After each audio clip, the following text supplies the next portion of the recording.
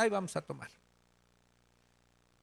Elementos, instrumentos, utensilios que habían sido consagrados para el templo, para Dios. Y esa misma noche, después de que se le bajó la borrachera, cuando vio una mano que escribía en la pared, esa misma noche murió. Citamos algo de David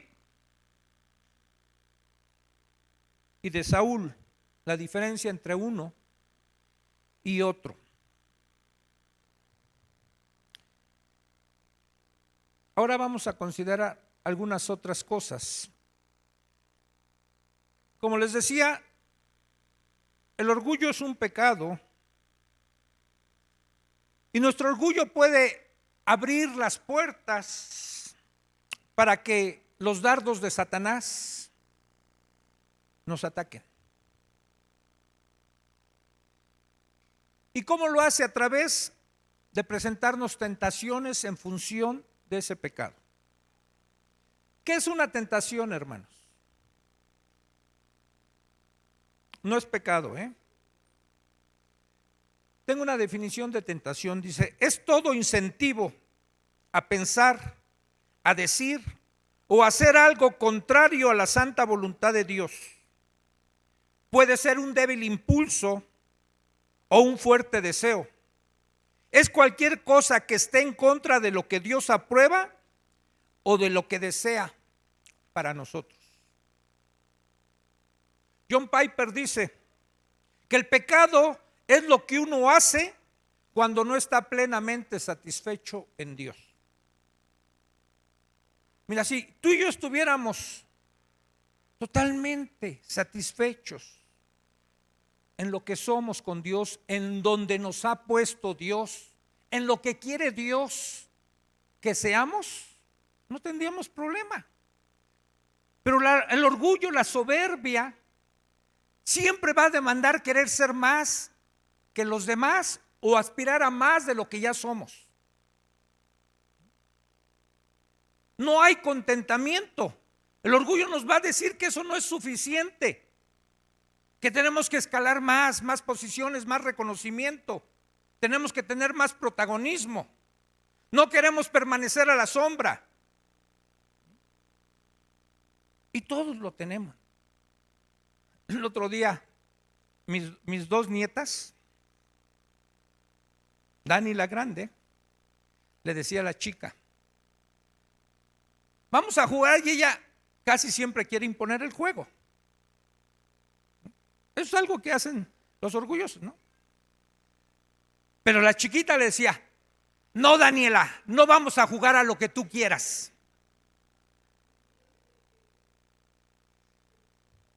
Pero miren, son niñas de 8 y 4 años. No quiere decir que esté bien porque tengan esa edad, pero es más comprensible en ellas. Pero habemos grandotes que asumimos esa misma actitud que las niñas.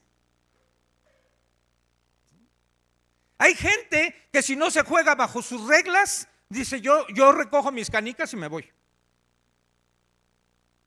Sí, o sea, tiene que ser como yo digo, cuando yo digo, en donde digo, con quien lo digo. Y si no, te conviertes en mi enemigo.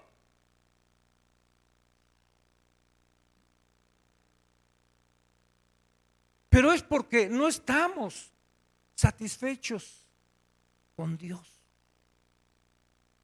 en Dios. Una vez les conté una historia que cuando Dios creó todos los números, los sacó de su regazo y aventó todos los números hacia al mundo. Y les dijo a todos los seres humanos, tomen el número que les corresponde. Yo diseñé un número para cada uno de ustedes. Ustedes van a saber cuál es su número. Y entonces todos iban y recogían su número, lo agarraban y se lo guardaban contentos. Pero había muchísimos que agarraban su número, lo veían y lo tiraban. Iban a buscar otro número, lo levantaban y lo tiraban, y agarraban otro y lo tiraban. Y Dios sabía todo y los está observando. Y le dice, a ver, mis hijos, mi creación, un momento. Yo veo que muchos de ustedes ya agarraron su número y satisfechos se van a su lugar. Pero muchos de ustedes toman su número, lo ven y lo tiran. Agarran otro y lo tiran, agarran otro y lo tiran. ¿Qué número buscan? Y todos al unísono dicen, el 1. Y de repente Dios agarra de acá y dice, miren, el 1 soy yo. Ese nunca va a ser de ustedes. ¿Sí? Conténtense con el número que les tocó. ¿Sí? Estén satisfechos así. En el segundo libro de Crónicas, en el capítulo 26, está la historia de otro rey. Y ahora que estoy preparando algunas clases ahora para el segundo semestre, me va a tocar a mí hablar acerca de los profetas en el colegio, tanto mayores como menores. Y ustedes cuando leen la Biblia y ven el libro de Isaías, Isaías empieza a hablar y el primer versículo dice cuándo fue su ministerio de él. Y empieza a citar los reyes en los que se desarrolló su ministerio, cita 4 reyes. Dice, y en los días de Usías, que es de lo que habla el segundo de Crónicas 26, también fue los días del ministerio de Isaías. Pero después dice que cuando murió Usías, ¿sí? Antes todas las profecías de Isaías más o menos fueron de prosperidad, de que Israel estaba floreciendo, pero una vez que muere Usías, va en decadencia. Y es que miren, este rey duró en el trono 52 años. Espero que López Obrador nada más dure 6. Bueno, aquí se supone, ¿verdad, Lick? Sufragio efectivo, no reelección. ¿Sí? Pero este rey duró 52 años en el trono. Y cuando tú empiezas a leer la historia ahí en Segunda de Crónicas, empieza a decir todo lo que este rey prosperó. Pero un versículo que me gusta de los primeros dice, en los días que Usías buscó a Dios, Dios le prosperó. En esos días que su corazón era recto para con Dios, y él de todo su corazón buscaba a Dios, se humillaba delante de Dios, no tenía una actitud de soberbia, de altivez, dice, Dios lo prosperó. Y empieza después a describir en el resto de los versículos, que no los voy a leer todos, ustedes luego léanlo en su casa, cómo lo prosperó Dios. Restituyó, rescató algunas ciudades que sus enemigos les habían quitado, las volvió a edificar, ¿sí? Restituyó cosas, fue el que inventó máquinas junto con unos ingenieros que lanzaban grandes piedras, bayonetas. Dicen los entendidos que fue el antecedente de los cañones que después vinieron. Y empezó a crear, a construir en Jerusalén, en los valles y en los desiertos. Hizo florecer el desierto. ¿Sí? Y vamos al segundo de Crónicas.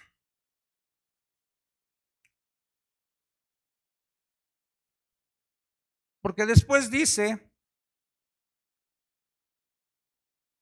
en el verso 15, sí, él hizo en Jerusalén máquinas inventadas por ingenieros para que estuviesen en las torres y en los baluartes para arrojar grandes saetas y grandes piedras. Dice, y su fama se extendió lejos. ¿Pero saben por qué? Dice, porque fue ayudado maravillosamente hasta hacerse poderoso. Fue ayudado por Dios. Él fue su ayuda. ¿Y saben de qué tenemos que cuidarnos más, hermanos? Del éxito que podamos tener, del don y la virtud que Dios te ha dado. Ese es el peligro. Cuando Pablo le escribe a Timoteo y cuando Lucas relata en el libro de Hechos, en el capítulo 20, la despedida de Pablo de los hermanos de Éfeso, de los ancianos de Éfeso, a ambos les hace la misma recomendación. A Timoteo le dice algo, dice: Timoteo, cuídate de ti mismo. No le dice cuídate de los otros, le dice cuídate de ti mismo. Y a los ancianos de Éfeso, cuando se está despidiendo de ellos, les dice: tengan cuidado de vosotros mismos. Ya después les da otras sugerencias, dice: porque dentro de ustedes se levantarán lobos rapaces que van a dispersar el rebaño. Pero la recomendación es: cuídense de ustedes. Cuídate del que ves diario en el espejo. Ese es tu peor enemigo, no los hermanos. No tenemos lucha contra carne y sangre. Es de nosotros, de los que nos tenemos que cuidar. Y del éxito que podamos tener y que Dios nos los permite en el área en que cada quien sienta que ha triunfado, porque todos tenemos unas áreas en donde somos buenos. Ara, por ejemplo, es buena cortando el cabello. A uno que otro tusa, ¿no? Pero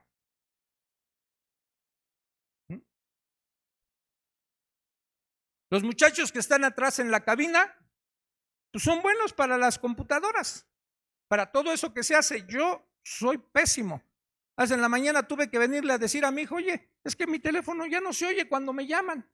Y nada más lo habla tanto. Ay, papá, nada más pícale aquí. Yo no sé nada de eso. Los que están aquí, yo estaba escuchando tocar a Jaciel, le requintea sabroso.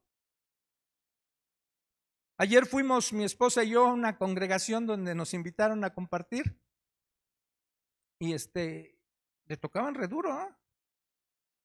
Y también le echaban buen requintazo. Parecía que estaba oyendo como a Jimi Hendrix, algo así. Pero son buenos nuestros hermanos que están aquí. Checo no se diga. ¿Dónde está Checo? Ya se fue. Checo le toca muy bien el teclado. No se diga Johnny el sax, y la flauta. La batería no tanto, ¿no? Pero Juanito, ¿qué tal el Juanito? El Gismel cuando lo teníamos aquí, ¿se acuerdan? Por cierto, les comento, ya son pastores Gismel y Judith, allá en su iglesia. Ya son pastores, nuestros hermanos. Felicidades a ellos si nos ven. Bueno, pues este rey fue maravillosamente ayudado para levantarse y hacerse poderoso, fuerte con todo lo que hizo. Pero el verso 16 es muy triste, hermano, porque dice: mas cuando ya era fuerte, cuando había alcanzado el éxito, su corazón se enalteció para su ruina, porque se rebeló contra Jehová su Dios, entrando en el templo de Jehová para quemar incienso en el altar del incienso. ¿Qué tenía de malo? Mira, hay cosas que a ti y a mí no nos es permitido hacer. Hay cosas que no vamos a poder hacer tú y yo. Y no me refiero expresamente a pecado, que eso obviamente no lo vamos a hacer.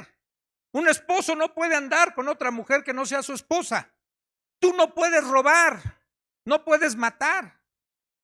Pero hay otras cosas que hasta pudieran parecer buenas. Pero es al grado en el que nos lleva el orgullo. Él se sentía tan fuerte, tan exitoso, tan poderoso, que dijo: quemar incienso, ofrecer incienso a Dios, yo lo puedo hacer. ¿Para qué quiero un sacerdote si yo lo puedo hacer?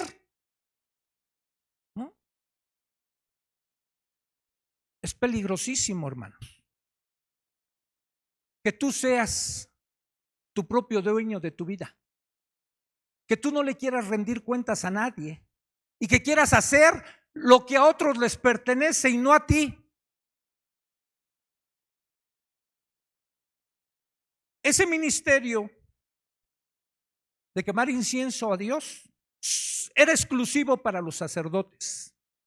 Nadie más lo podía hacer. El rey no podía hacer eso, aunque fuera rey. Cuando él empezó a quemar el incienso, todavía lo quisieron hacer entrar en razón. Fueron los sacerdotes, dice que 80 sacerdotes fueron a decirle: ¿qué haces sus días? No te es permitido hacer eso, sal de ahí. No me es permitido, aquí estoy. Voy a actuar como creo que él hizo. Pues, ¿por qué no? Si yo lo puedo hacer, ¿qué tan difícil es andar con el incienso ahí y andarme paseando en el templo? ¿No escuchó? Inmediatamente le vino lepra. Se puso leproso. Nunca, hermanos, estamos tan cerca de nuestro fracaso como en el tiempo de nuestros mejores y más grandes logros. Uzías no supo agradecer a Dios por todos sus éxitos. El no reconocer el papel que Dios juega en nuestras vidas nos hace arrogantes, soberbios, altivos, ¿sí?, vanidosos. Uzías sobreestimó sus éxitos, su propia importancia, sus logros, sus hazañas. Hizo tantas cosas bien que una soberbia consumidora invadió poco a poco su vida, como el cáncer invadió su vida y acabó con su vida.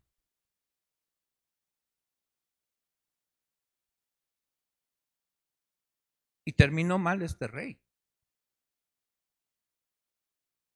Mucho, muy mal.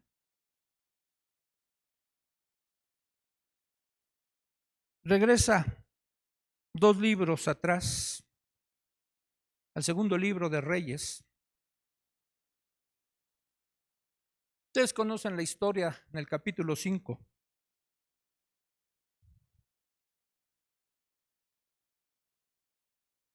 El ejército sirio se estaba levantando como una potencia en ese mundo, en el mundo de ese entonces. Y de repente sus invasiones se llevaban cautivas a algunas gentes, algunos esclavos. Y en una de esas incursiones que hicieron contra el pueblo de Israel, se habían llevado una muchacha que la tenían como esclava. Y se la habían llevado como esclava a Siria y estaba sirviendo para un gran general del ejército de Siria, llamado Naamán. Este Naamán adquirió lepra, no por ir a quemar incienso.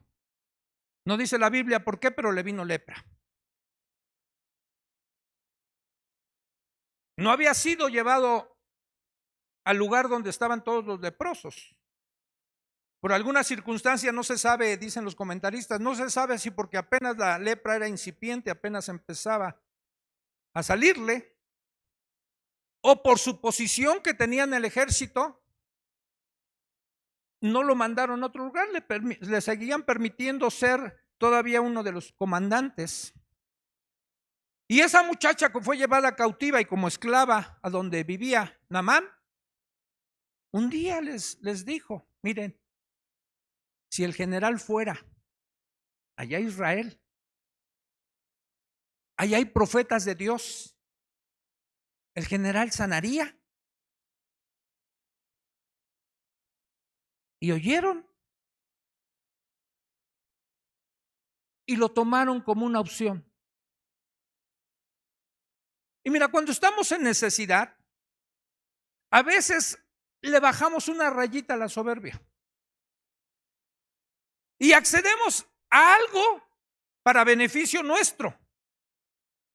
Pero eso no quiere decir que ya se haya desarraigado de ti o de mí el orgullo. Tiene que pasar un tiempo considerable para ver si es cierto. Pero este general pues empezó a juntar pues dinero, bienes, oro, joyas, en fin, vestidos. Porque ya me dijeron que allá me van a sanar. Y de alguna manera, pues yo voy a pagar. ¿Y sabes que no podemos pagarle nada a Dios? Nada. Ni Dios nos los está pidiendo. A este rey no le estaban pidiendo nada. La única instrucción fue: allá hay un profeta que te puede sanar. Y entonces el general se va a Israel, investiga dónde está el profeta, pero él en el camino se hizo cuadros mentales de cómo iba a ser su encuentro con el profeta, porque era el gran general. Él iba a llegar con el profeta y dijo: el profeta va a salir a recibirme, porque soy el general. Y entonces va a invocar a su Dios. Y va a haber unas grandes manifestaciones de ese Dios. Y el profeta me va a tocar. Y voy a quedar limpio. Porque el orgulloso maquina todo antes. Y quiere que sean las cosas como él quiere. Y si no se hacen como él quiere, se enoja. Y entonces llegó el gran general a donde estaba el profeta. Y Eliseo le dice a su criado: allá viene el general, ve, le dices que vaya y se zambulla 7 veces en el Jordán y quedará limpio. Y ni siquiera tuvo la cortesía de salirlo a recibir. Para las pulgas del general. ¿No? Y entonces cuando le da la noticia el esclavo, el siervo de Eliseo, arde en ira. Y entonces saca todo lo que había planeado desde antes, sus cuadros mentales. Yo pensé que así iba a venir el general, el profeta, y me iba a sanar y tal. Antes ya había ido con el rey, ¿no? Ustedes conocen la historia. Antes había ido con el rey de Israel y le dijo: vengo a que me sanes. Y el rey se enoja, dice: pues ¿qué soy yo, Dios o qué, para que te sane?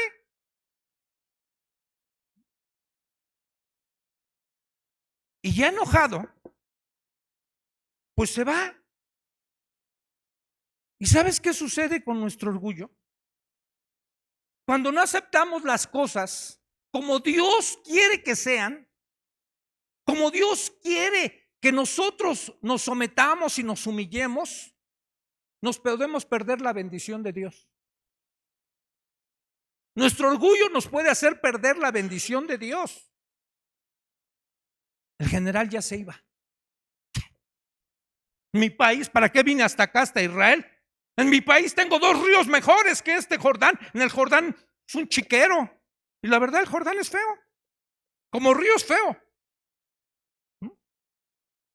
No era el Nilo.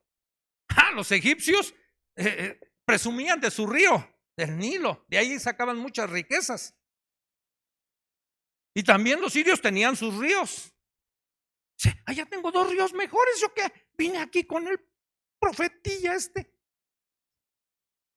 Allá me puedo sumergir mejor y no salgo enlodado.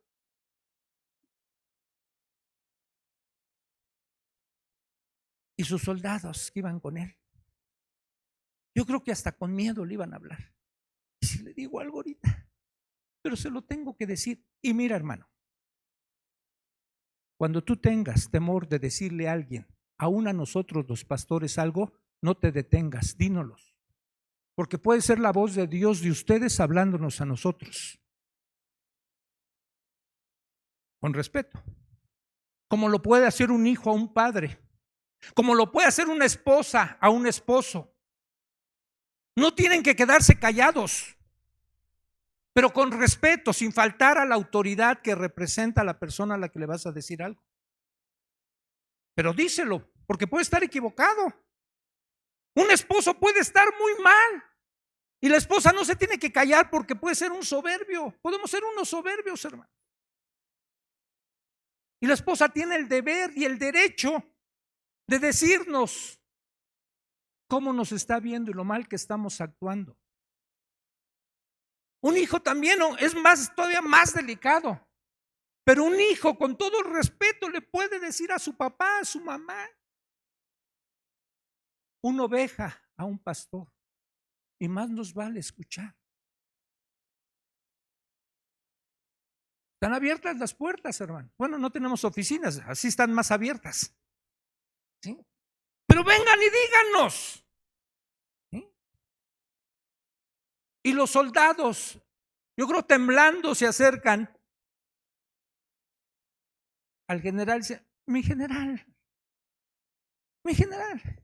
si el profeta le hubiera pedido algo difícil para sanarse, ¿lo haría?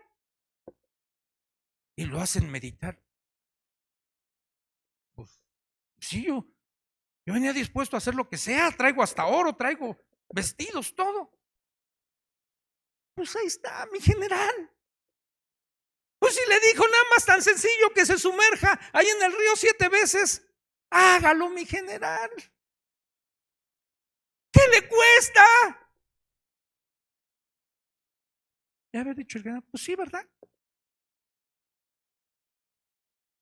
Pero yo me pongo en los zapatos de Naamán y casi me imagino a Naamán, fue al Jordán.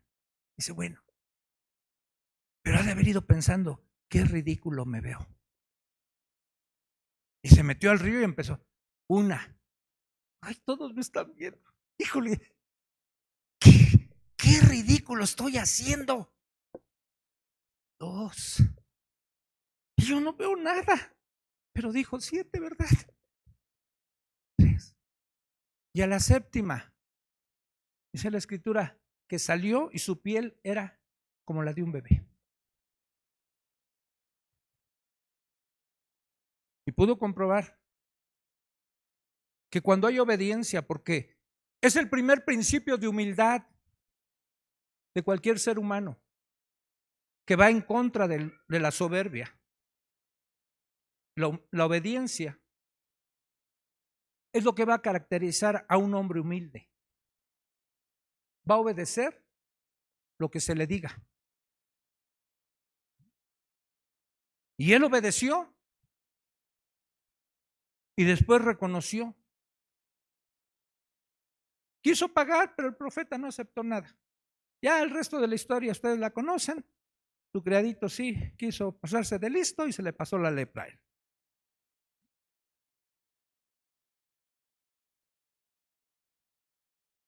Libro de Lucas, capítulo 18.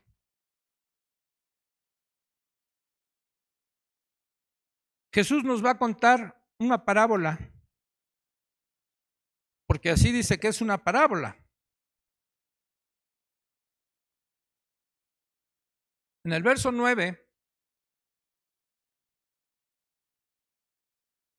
dice: a unos que confiaban en sí mismos, que eso es parte del orgullo.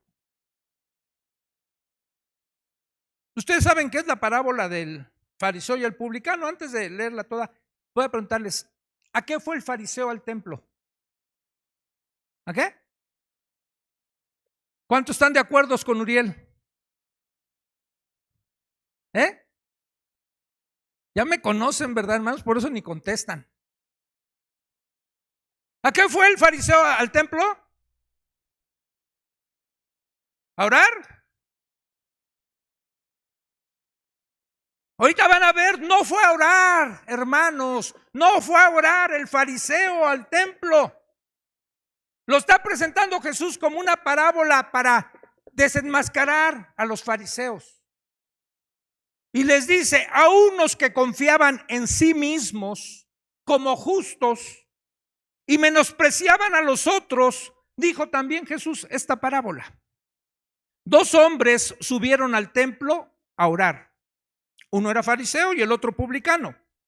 El fariseo, puesto en pie, oraba consigo mismo de esta manera: Dios, te doy gracias porque no soy como los otros hombres, ladrones, injustos, adúlteros, ni aun como este publicano. Ayuno 2 veces a la semana, doy diezmos de todo lo que gano. Mas el publicano, estando lejos, no quería ni aún alzar los ojos al cielo, sino que se golpeaba el pecho diciendo: Dios, sé propicio a mí pecador.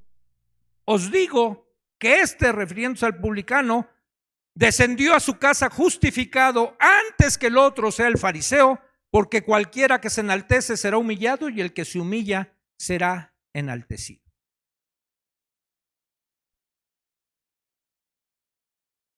Cuando uno se ve tanto a sí mismo, cuando uno quiere resaltar sus logros, su piedad, su espiritualidad, y hace alarde delante de los demás, aparentemente en una oración, porque puede parecer, ¿no?, espiritual, y no hay peor soberbia que la soberbia espiritual. Y puede levantar la voz para orar, ya sea para 2 cosas: para hablar de sus virtudes o para hablar de los pecados del otro. No sé si has escuchado que luego se ora por los pecados del otro, o más bien no por los pecados del otro, de los pecados del otro. Yo estoy orando por los pecados como para balconear al otro, y luego llegamos aquí y decimos: hermanos, somos espirituales. ¿Se acuerdan de la Julia? Esa híjole, creo que salió con su domingo 7. Pero se los digo para que oremos, hermanos, oremos por la Julia.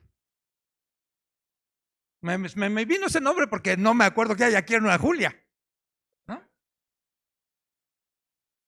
Y porque hoy es domingo, dice alguien. O sea, ¿qué es lo que queremos hacer? Ponernos por encima de esa gente. Ellos sí son pecadores. Yo no. Yo soy justo. ¿Qué diferencia con el apóstol Pablo, que cuando él se dirigía en sus cartas a algunos hermanos y les decía: de los pecadores yo soy el primero, el más pecador, y es más, no soy digno de ser llamado apóstol porque perseguía la iglesia de Dios?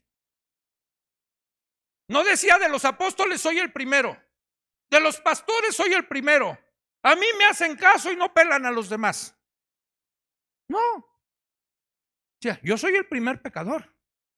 Y si acaso soy apóstol, yo soy como un abortivo. Se me dio chance, ¿sí?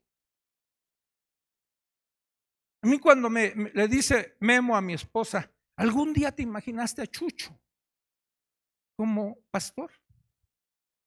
Yo ayer les decía a los hermanos de allá, yo llegué a los 23 años de edad a cruzar las puertas de un grupo de autoayuda, deseándome morir, no deseando nada. No deseaba aspirar a ningún título, a nada. Pero pronto descubrí en ese lugar que, ocupándome de las necesidades de otros, me olvidaba de las mías y dejaba de centrar la mirada en mí, viendo que siempre hay alguien más necesitado que uno.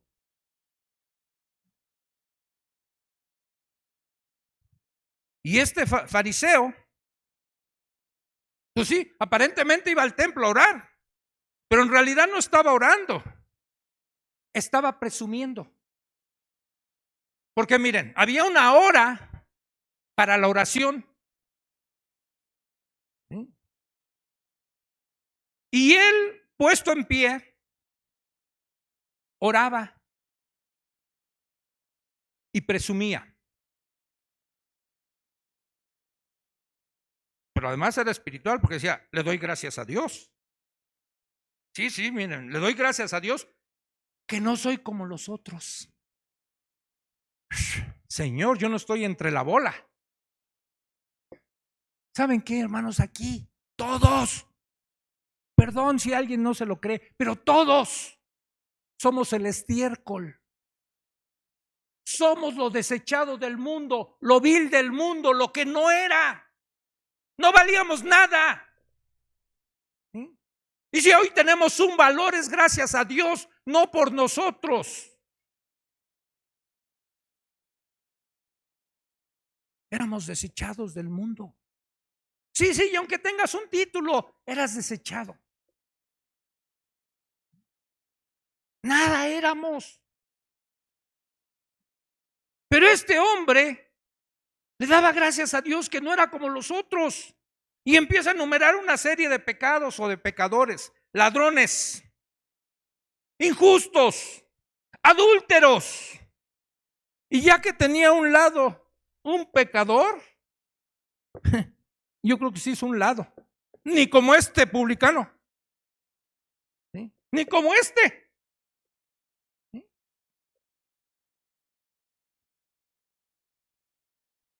¿Por qué alguien no se puede callar sus aparentes virtudes?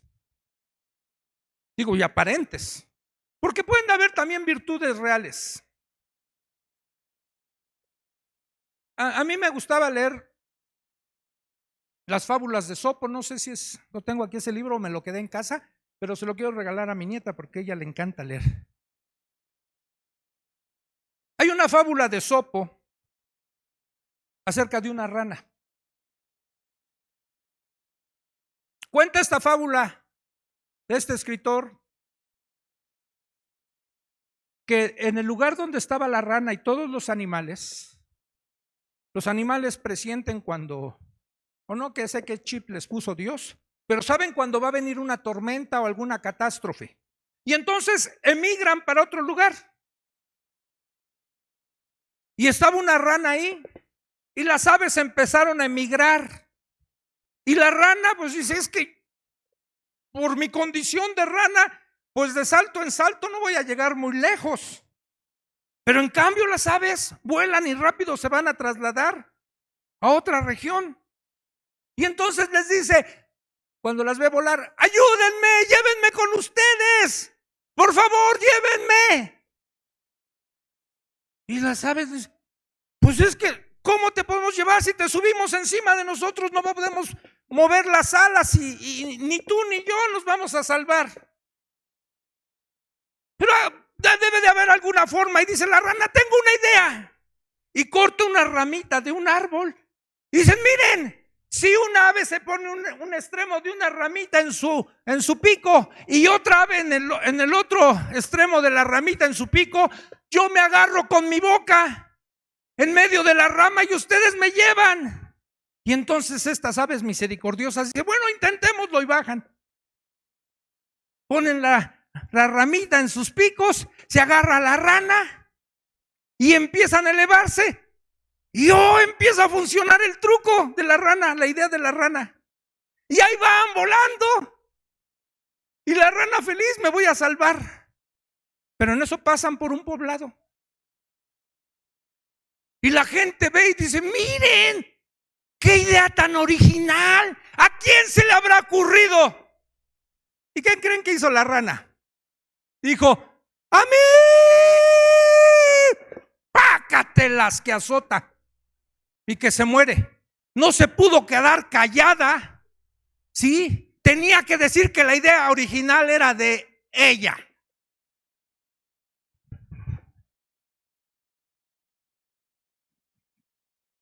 Hermano, hermana, si algún día Dios te da alguna idea, alguna propuesta, algo que pueda mejorar la iglesia, tu vida, tu familia, ¿sabes de quién es?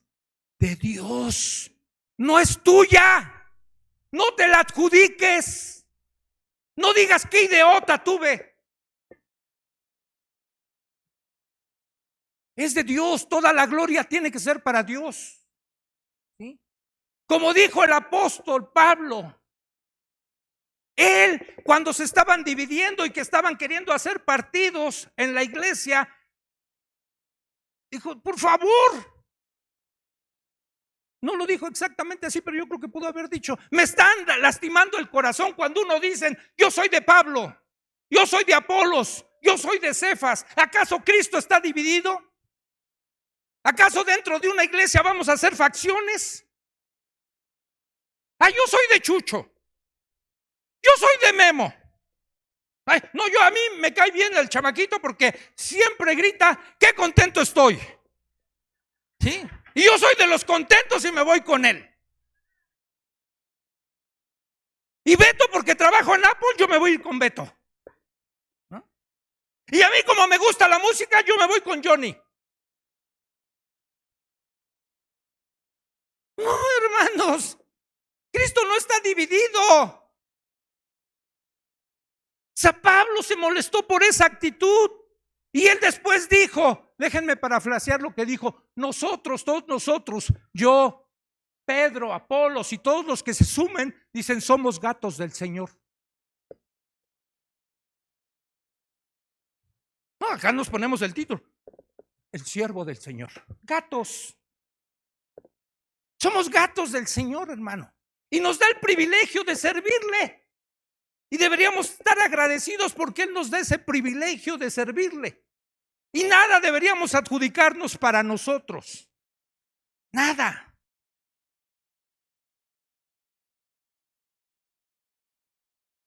Dice nuestro hermano C.S. Lewis.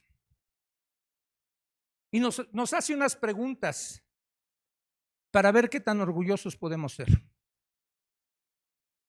Dice él, pregúntate a ti mismo, ¿cuánto te disgusta que los demás te desdeñen? ¿Saben qué es desdeñar?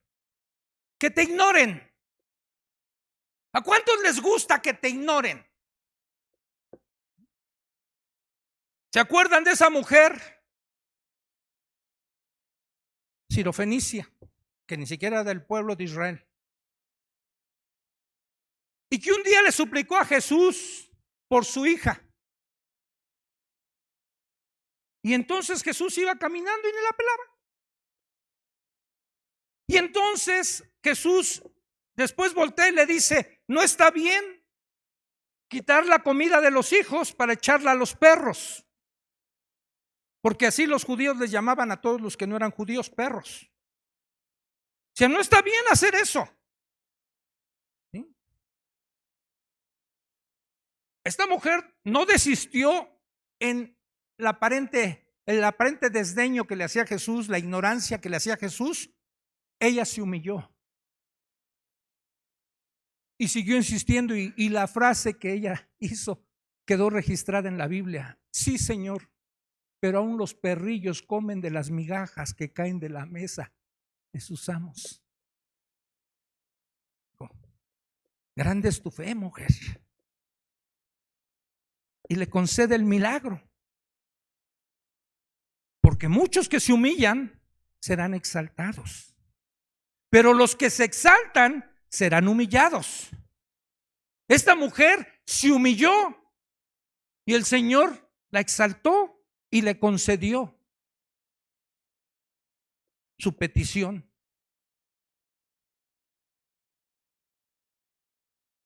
¿A cuántos más les disgustan que no los tomen en cuenta para nada? Ay, hermanos, que yo me anoté en un servicio. O yo llegué aquí, miren.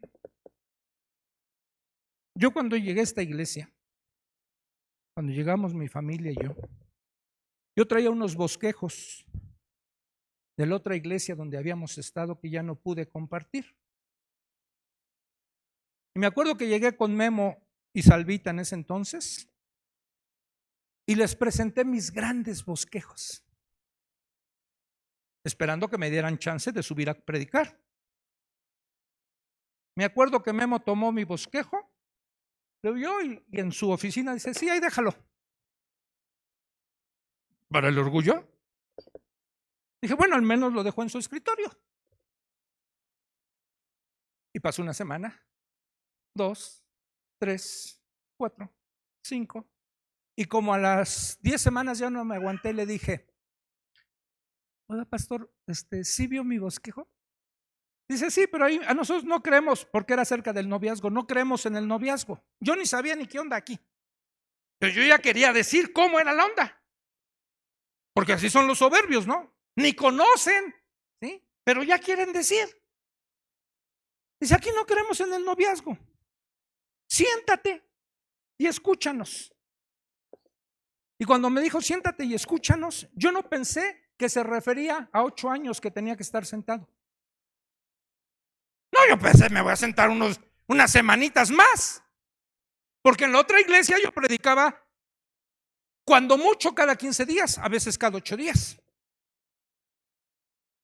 8 años sentadito.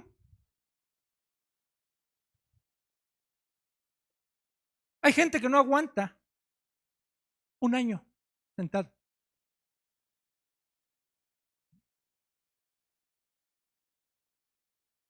¿Qué tan dispuesto estás a someterte a una autoridad? En este caso, a la autoridad de la iglesia. Si la iglesia te dice, ahora cámbiate de aquí para acá, o te dice, ahorita no vas a hacer nada, siéntate, escucha. Tú necesitas más estar escuchando que sirviendo. ¿Sí? A lo mejor ya nos dimos cuenta que tu familia está de cabeza y quieres servir. Mejor súbete a las clases de padres, ven a matrimonios. Y ahorita siéntate. No, yo estoy llamado para este ministerio, pastor, usted no sabe. No. Dice la Biblia y nos volvemos bien bíblicos. El llamamiento y los dones son irrevocables, pastor. A mí el Señor me llamó y me dio dones y nadie me los va a quitar.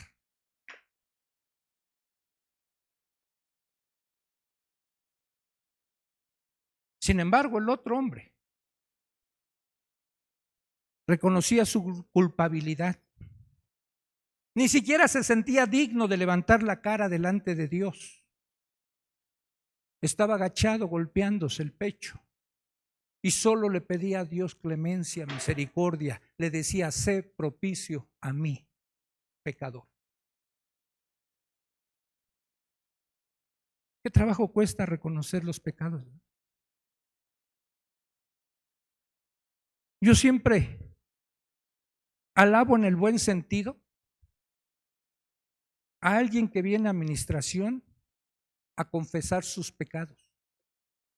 Los suyos, no los de su esposa o de su esposo, no los de sus hijos o los de sus papás, los suyos. ¿Sí? Cuando viene me dice, pastor, yo esto y esto. ¿Qué tiene uno que decirle? Dios te perdona. No tienes por qué cargar con esa culpa. Pero cuando vienen a presentarme los pecados de otros, alcanzo a ver luego la soberbia. Digo, se siente mejor que su esposa. Se siente mejor que su esposo. Se siente mejor que sus papás. Porque está juzgando y criticando a sus papás. Pero cuando alguien se humilla y reconoce, dice el Señor, de ese lugar a donde fuiste ya saliste justificado. Ya no hay culpa. A lo mejor ya nada más agregaríamos, perdónate también tú porque Dios ya te perdonó.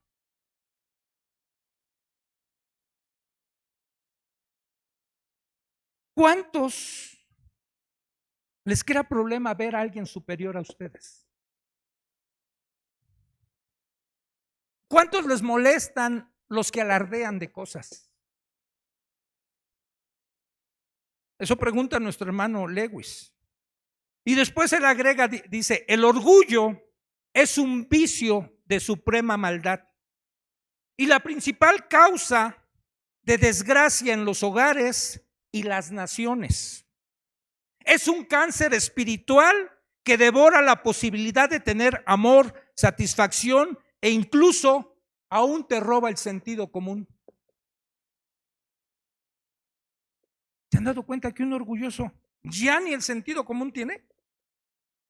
Flota tanto en el aire que aunque, por ejemplo, 10 gentes te estén diciendo que estás equivocado, él dice, no, yo lo que creo está bien. No, los 10 están mal. Va a decir, yo soy como Noé. Que toda la gente estaba mal, solo Noé estaba bien. Y porque es bíblico, ¿no? Pero a veces el sentido común nos dice, mira, si todos están viendo las cosas de una manera y solo tú la ves diferente, eso se llama terquedad.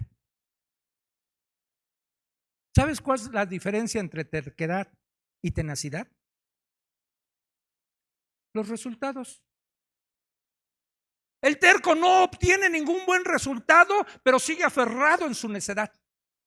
El que es perseverante va a obtener resultados.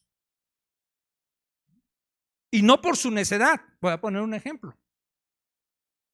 Puede haber gente que no tenga a lo mejor un gran IQ, un gran intelecto para estudiar una carrera, pero si es tenaz, si es persistente, si es machetero, te aseguro que termina una carrera, aunque no tenga la capacidad de otro que necesita estudiar.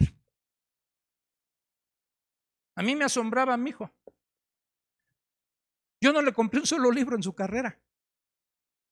En la secundaria, dice mi esposa que era ella, pero yo digo que a mí.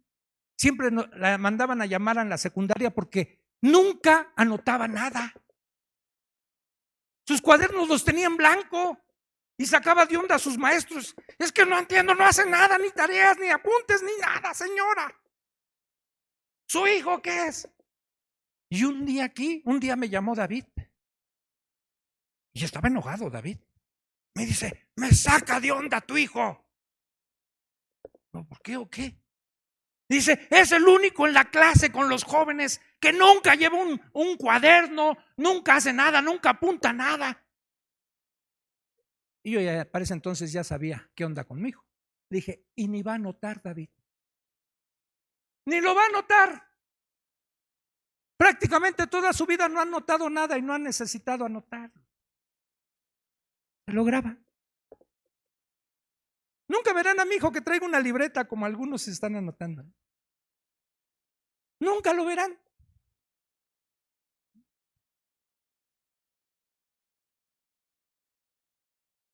Pero si Dios te ha dado algunos dones, algunos talentos, ¿sí? Simplemente utiliza tu sentido común. Ya no utilices tus talentos.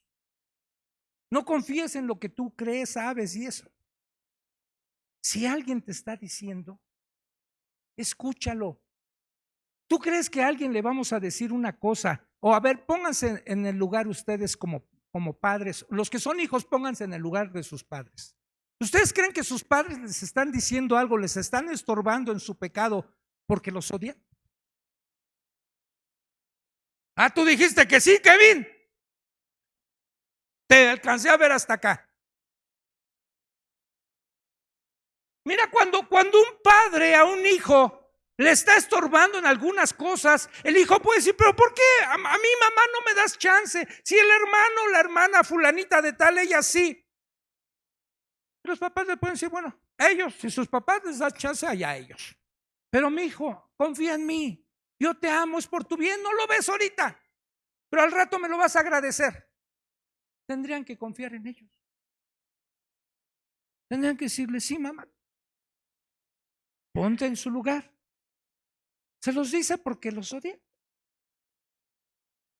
Porque les puso cianuro en la comida y...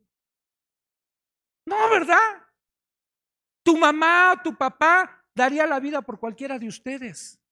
Y cuando les está pidiendo algo o les está impidiendo algo, les prohíbe algo, es porque los ama. Cuando los deja hacer lo que quieran, es porque no los ama.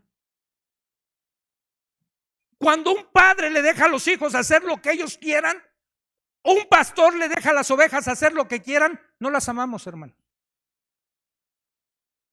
¿En verdad no las amamos?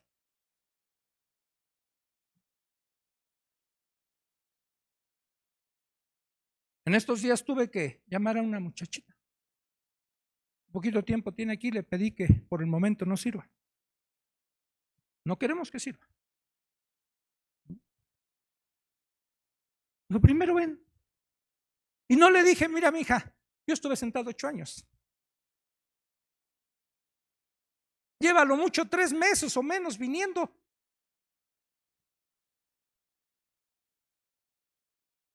Es bueno. Esperen. Bueno te es esperar en el Señor. Es bueno para tu orgullo, para tu soberbia. Aguanta. El día de ayer que estábamos en esta congregación donde nos invitaron, al final nos invitaron a comer. Y sí nos atendió porque ustedes siéntense aquí, porque todos se tenían que formar, ¿no? Y nos sirvieron el plato especial que habían preparado, porque había plato especial y tacos. Y mi esposa dijo, yo no quiero plato especial, yo quiero tacos. Y entonces ya nos sirvieron, comimos todo. Y era un pollo a la Kentucky, así como lo hacen en la Kentucky con su ensalada de Kentucky y su puré de papa. Y entonces no empezamos porque no había cucharas, ¿no? Tenedores, ¿no? Y llegó un hermano y dice, así cómanselo. Así. Bueno, pues así empecé a comer mi Kentucky. Pero al final terminamos y como nos habían atendido bien y después dijeron, ¿quieren un taquito, algo? Y al final, pues yo era el pastor, ¿no? El pastor invitado. Y estaba con el pastor que me invitó y el líder, el papá de ese pastor que me invitó, que ha creado todo ese movimiento, que tiene 8 misiones y eran 7 iglesias ahí reunidas y ahí estábamos con ellos, ¿no? Y de repente, pues ya terminamos de comer y estaban los platos, eran desechables. Y llega un hermano y dice, ¿ya acabaron? Ya, hermano, muchas gracias. Y yo pensé que los iba a levantar, ¿no? Ya se los iba a llevar. Dice, pues allá atrás de ese muro está la bolsa de basura para que los tiren. Dije, pues qué especial soy yo que no puedo irlos a tirar. ¿A poco soy especial? Nada más porque soy el pastor invitado aquí. Agarré los platos de mi esposa, agarré otros platos que estaban ahí y me fui atrás del muro, estaba una bolsa grandota y los fui a tirar. ¿Qué caray? ¿Qué a poco no lo puedo hacer? Me tienen que venir a levantar el plato. Por eso a veces hemos querido, hermanos, cuando es la cena de servidores de fin de año, les decimos, déjenos servirles nosotros, hermanos, a ustedes. Siéntense, ustedes ahí disfruten, nosotros les vamos a servir. Y nos damos cuenta a veces como algunos de ustedes, por orgullo, no les gusta que les sirvamos. Y ahí van varias, y son más las hermanas. ¿Le ayudo en algo, pastor? Siéntate, por favor. Pero pastor, pongo la servilleta. Siéntate. Y hay otros también que, pastor, me hace falta esto, pan, agua, tráigame sal. Ahí vamos también. ¿Sí? No importa. Pero sale a relucir en nuestras relaciones, en nuestros tratos unos con otros, sale a relucir nuestro orgullo, nuestra altivez.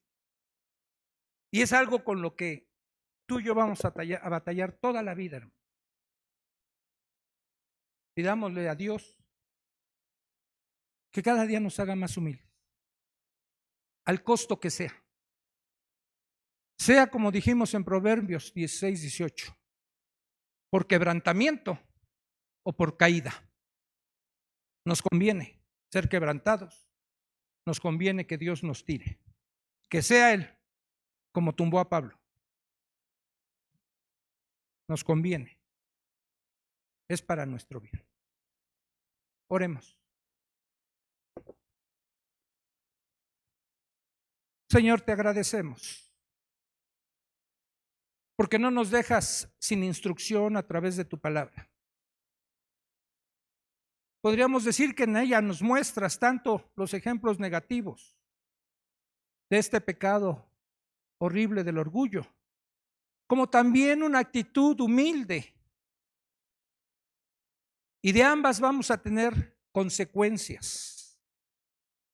No porque tú seas malo, Señor, sino aún en tu amor, tú tratas con nosotros. No queremos que esté arraigado en nosotros el principio de Satanás, de querer igualarnos a ti, de querer tener la razón. Haznos sensibles, no solo a tu voz, a la voz de autoridades, a la voz de otros que puedan hablar a nuestras vidas, y que con humildad recibamos la instrucción. Quita la necedad de nuestro corazón.